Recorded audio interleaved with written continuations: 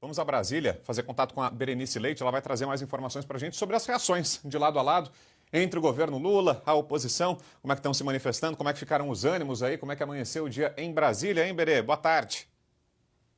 Oi, Vitor. Boa tarde para você, para todos que nos acompanham aqui no Jornal da Oeste. Bom, como vocês podem ver, Brasília está um dia lindo, né? Ensolarado. Eu falo direto aqui da Praça dos Três Poderes. E aqui atrás de mim, o Palácio do Planalto. Mas parece que por lá o clima está bem nebuloso. Pelo menos foi assim que o ministro da Fazenda, Fernando Haddad, definiu o dia de hoje, né? Segundo ele, o dia amanheceu mais tenso. Já o presidente Lula se manifestou nas redes sociais, vocês devem ter acompanhado aí. O próprio Serrão disse, né? Desejou sorte e sucesso. E o Lula também aproveitou para falar em democracia, que é importante respeitar a democracia, que o mundo precisa de paz, diálogo e trabalho em conjunto. Voltando atrás, né? Até porque na última sexta-feira ele declarou apoio a Kamala Harris e falou, inclusive, sobre a vitória de Trump, que seria o retorno do fascismo e do nazismo, só que com outra cara. Bom, o vice-presidente Geraldo Alckmin também se manifestou nas redes sociais, parabenizou Trump ali de forma indireta, ninguém marcou o arroba do Trump para dizer que foi um parabéns direto para ele, mas falou sobre a importância do desenvolvimento econômico, de manter as parcerias.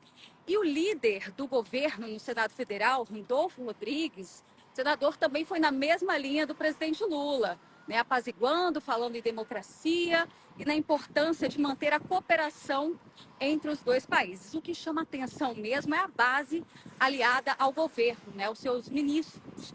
O ministro do Desenvolvimento Agrário, por exemplo, Paulo Teixeira, ele fez um discurso bem duro nas redes sociais. Ele disse o seguinte: que uma nação rica como os Estados Unidos elegeu um presidente que cultiva os piores valores humanos. Um presidente que, segundo ele, nega a ciência, mudanças climáticas e que apoia a extrema-direita. Definiu como tempos difíceis que virão por aí. E como eu destaquei aqui no início também, Fernando Haddad falou sobre o dia amanhecer mais tenso. E o que chama atenção foi o fato dele, ironicamente, falar que a direita, a extrema-direita, que ele reconhece um fenômeno em todo o mundo, mas que o importante é a democracia continuar resistindo. Então ficou ali uma contradição, né? A impressão que passa é que esses líderes de direita eleitos pelo mundo, que ele definiu como extrema-direita, não teriam sido eleitos democraticamente. Bom, o fato é que, já que estamos falando em democracia, a direita hoje, aqui no Brasil, também comemora justamente por este motivo, né? Por temer o que acontece no nosso país nesse momento. Lembramos que vários deputados que há alguns meses estiveram nos Estados Unidos denunciando os abusos de algumas instituições, a exemplo do STF, estão acompanhando, estiveram lá no dia de ontem para acompanhar esse processo eleitoral. E o próprio Jair Bolsonaro também fez vários posts hoje ao longo do dia, né? Ele agradeceu a Deus, citou inclusive um versículo bíblico que diz o seguinte: o choro pode durar uma noite, mas a alegria vem pela manhã.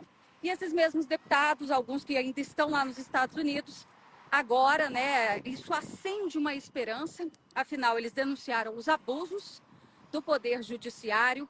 Eles também denunciam a questão da censura, perseguição política. O próprio Twitter, né, o X de Elon Musk, que foi suspenso aqui no Brasil.